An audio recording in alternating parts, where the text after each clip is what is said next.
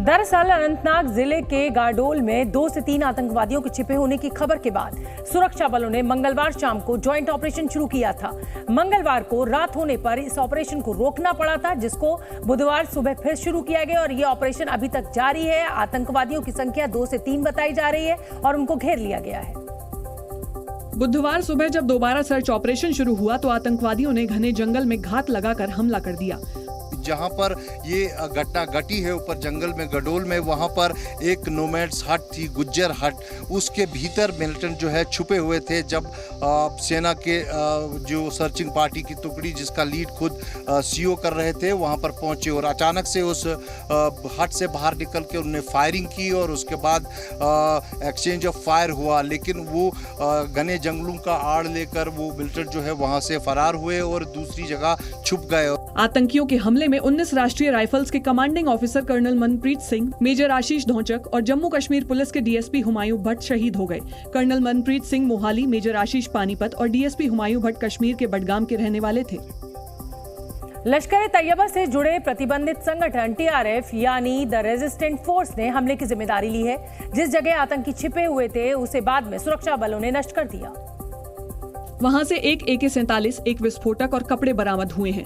उस hide out को हालांकि नष्ट कर दिया गया है सुरक्षा बलों के द्वारा और वहां पर जो हमें इंफॉर्मेशन मिली है एक AK-47 राइफल भी बरामद हुई है, कुछ कमलें बरामद हुई है, कुछ यूटेंसिल्स बरामद हुए हैं वहां पर। उनसे लगता है कि मिलिटेंट जो है वो वहां पर रह रहे थे और वही टिप मिला था सुरक्षा बलों को जिसको लेकर वो वहां पर उनके खिलाफ ऑपरेशन करने गए थे। आशंका है कि आतंकवादियों को सुरक्षा बलों के सर्च ऑपरेशन की जानकारी मिल गई थी, जिसके बाद उन्होंने सर्च पार्टी पर घात लगाकर हमला कर दिया।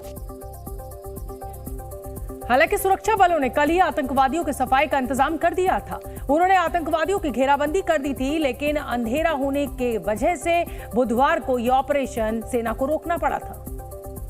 आज जब ऑपरेशन फिर से शुरू हुआ तो घने जंगलों में छिपे आतंकियों की तलाश और घायल जवानों को रेस्क्यू करने के लिए ड्रोन और हेलीकॉप्टर्स की भी मदद ली गई। मैं आपको वो एरिया दिखाना चाहता हूँ।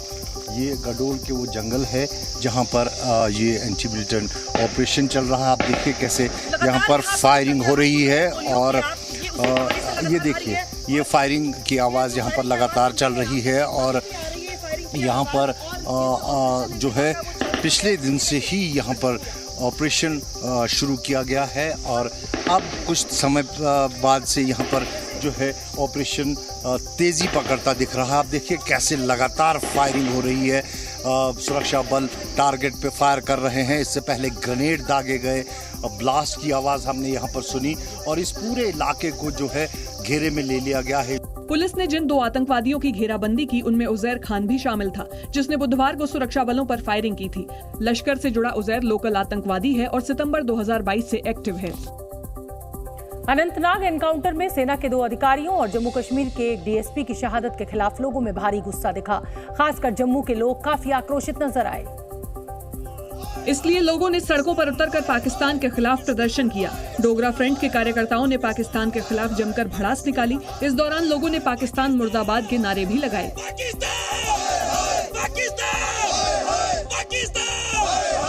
इस दौरान प्रदर्शनकारियों ने विपक्ष के उन नेताओं के खिलाफ भी नाराजगी जताई जो पाकिस्तान से बातचीत की तरफदारी कर रहे हैं। INDI वालों, तुम हिंदुस्तान नाम रख सकते हो और तुम कहते हो पाकिस्तान से बात करेंगे। मेरा कर्नल गया, मेरा मेजर गया, मेरा DYSP गया और तुम हिंदुस्तान के खिलाफ बोलने का प्रयास कर रहे हो। जम्मू में ही बीजेपी युवा मोर्चा के कार्यकर्ता भी सड़कों पर उतरे। इस दौरान उन्होंने नारेबाजी करते हुए पाकिस्तान का पुतला फूंका। वहीं जम्मू के स्कूली बच्चों ने आतंकी हमले में शहीद हुए जवानों की फोटो हाथ में लेकर उन्हें नमन किया। अनंतनाग के कोकरनाग इलाके में 3 सुरक्षा बलों के जवान शहीद हो गए और तभी से पूरा देश आज नमन कर रहा है उन वीर जवानों को जिन्होंने देश के लिए जो है वो अपनी जान अर्पित कर दी। उसके बाद से लेकर आप देख सकते हैं ये स्कूली बच्चे जो हैं वो भी कैंडल जलाकर हाथों में उन जवानों के पोस्टर पकड़कर उन सबके लिए गायत्री मंत्र का जाप कर रहे हैं, उनके लिए प्रार्थना कर रहे हैं। अनंतनाग में सुरक्षा बलों के 3 अधिकारियों की शहादत के बीच कुछ नेताओं के बेतुके बयान भी सामने आए। इनमें विपक्ष के कुछ नेता तो पाकिस्तान से बातचीत की पैरवी करते हुए दिखे। वो भी उस वक्त जब सुरक्षा बल अनंतनाग में पाकिस्तान परस्त आतंकवादियों से मोर्चा ले रहे थे। अब बताइए मुझे, क्या मिलिटेंसी खत्म हो गई? ये खत्म नहीं होगी। जब तक कोई रास्ता न ढूंढा जाए जिससे अमन आ सके, लड़ाई से अमन नहीं आता है, बातचीत से अमन आता है। फारूक अब्दुल्ला ही नहीं, पूर्व केंद्रीय मंत्री सैफुद्दीन सोज ने भी बातचीत की तरफदारी की और कश्मीर में अमन चैन की जिम्मेदारी भारत पर ही डाल दी। इनिशिएटिव लेना चाहिए। हिंदुस्तान बहुत बड़ा मुल्क है दुनिया का।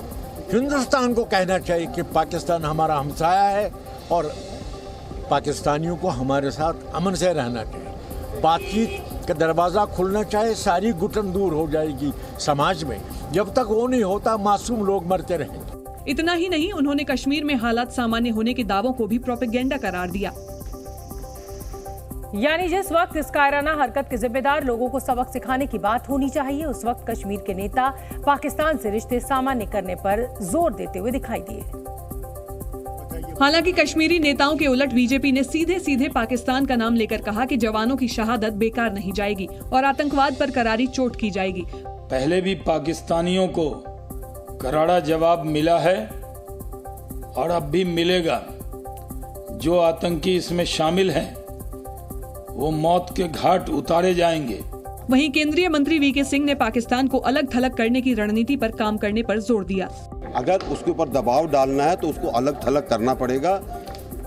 उनको पता चलना चाहिए कि आप नॉर्मल चीजों के अंदर हमारे साथ रिश्ता तब तक नहीं कर सकते जब तक आप खुद नॉर्मल नहीं हो। इस बीच कांग्रेस ने प्रधानमंत्री मोदी पर बड़ा हमला बोला। कांग्रेस ने आरोप लगाया कि जब अनंतनाग में जवानों की शहादत हो रही थी, तब प्रधानमंत्री मोदी बीजेपी हेडक्वार्टर्स में अपना स्वागत करवा रहे थे। जब हमारे साथी लड़ाई लड़ रहे थे और उनका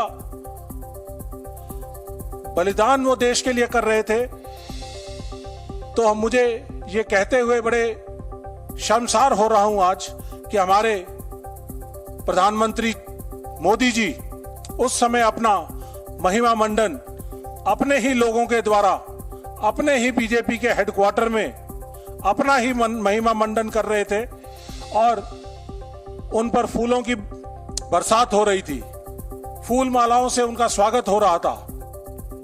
इस दौरान कांग्रेस नेता ने ऐसा बयान दिया जो विवादों को न्योता दे सकता है। दरअसल उन्होंने आतंकी हमलों के पीछे इशारों में साजिश का आरोप लगा दिया। उन्होंने कहा कि चुनावी साल है, इसलिए सुरक्षा बलों को सचेत रहना होगा। सैनिकों के लिए बड़ा ही कड़ा वक्त है, डिफिकल्ट टाइम है। ये इलेक्शन का ईयर है। पुलवामा भी इलेक्शन के साल में हुआ था और कितनी घटनाएं ऐसे घटेंगी इसके बारे में अंदाजा नहीं लगाया जा सकता, लेकिन फौजों को और देश की सेनाओं को सतर्क रहना पड़ेगा। बीजेपी ने संसद के विशेष सत्र से पहले अपने सांसदों को व्हिप जारी किया। बीजेपी ने अपने सभी लोकसभा और राज्यसभा सांसदों को 3 लाइन का व्हिप जारी किया है और विशेष सत्र के दौरान 18 से 22 सितंबर तक सदन में मौजूद रहने को कहा है। प्रधानमंत्री नरेंद्र मोदी ने मध्य प्रदेश दौरे पर सागर के बीना में 50,700 करोड़ की परियोजनाओं का शिलान्यास किया। इस दौरान जनसभा को संबोधित करते हुए पीएम मोदी ने इंडी गठबंधन को घमंडिया गठबंधन बताया। यूपी के रामपुर में समाजवादी पार्टी के नेता आजम खान के ठिकानों पर आयकर विभाग की छापेमारी दूसरे दिन भी जारी रही। आयकर विभाग ने जौहर अली ट्रस्ट मामले में जौहर यूनिवर्सिटी समेत कई जगहों पर छापे मारे।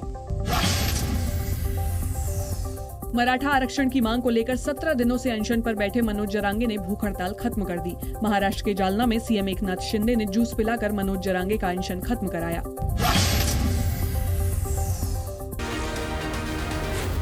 जी न्यूज़।